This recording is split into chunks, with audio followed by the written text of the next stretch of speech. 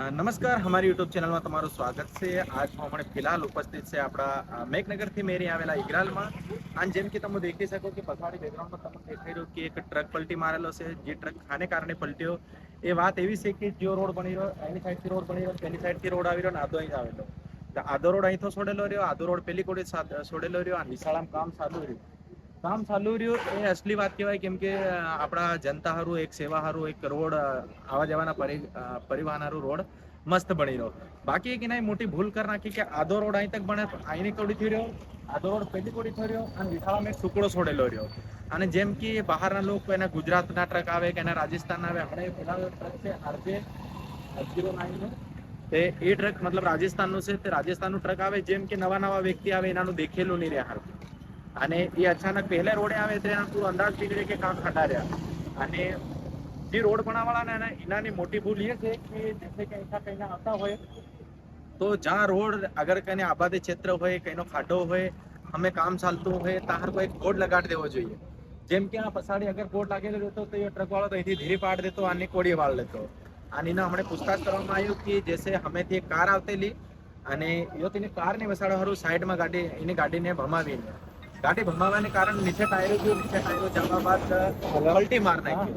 ખુદની જાનની પરવા ના કરતે બે ત્રણ મનક જે મતલબ મારુતિમાં બેઠેલા હતા તેને વસાડવા હારું આખી ટ્રક પલટાવ નાખી.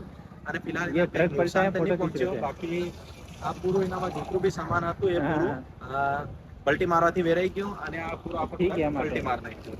તે જે બી રોડ બનાવવાવાળા કર્મચારી ઠેકેદાર જે બી છે, અગર તમારાથી ખાસ નિવેદન છે અને સરકાર જે બી એના દેખરેખ કરતી હોય એનાથી બી નિવેદન છે, કેમ કે અગર રોડ બનાવવો હોય જ્યાં કામ ચાલતું હોય અહીં પાસે બેરીકેડ લગાડ દો ને તેના ઉપર લીખ દો કે આગે કાર્ય પ્રારંભ है, તાકી મતલબ પેલા સામેવાળા આવવાથી ગાડી ધીરે કરી નાખે અને એવો આ નુકસાન થાય એવો નુકસાન બીજી વાર નહીં થઈ શકે. વિડીયોને વધારેથી વધારે શેર કરો. હમણાં તમે દેખતેલા આપણે ઇગરાલની ખબર, હું રાજેન્દ્ર પશુર.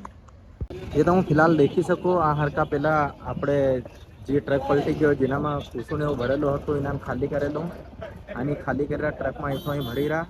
અને તમને સાફ નજર આવી રહી કે અમે રોડ રહ્યો અને કોઈ બેરીગેટ લાગેલા નહીં મળે, જેને કારણે આ પલટી માર નાખી. અને યો રાજસ્થાનનું ટ્રક છે, આ કોઈને પલટી મારી અને હાદસો વધારે મોટો થઈ જતો પણ અસલ થાય કે નાનો હાદસો થાય એના બી વધારે નુકસાન નહીં પહોંચ્યો અને કઈના વધારે વાગ્યું ને લાગ્યું ને એવું નહીં થયું. બસ ટ્રક પલટ્યો.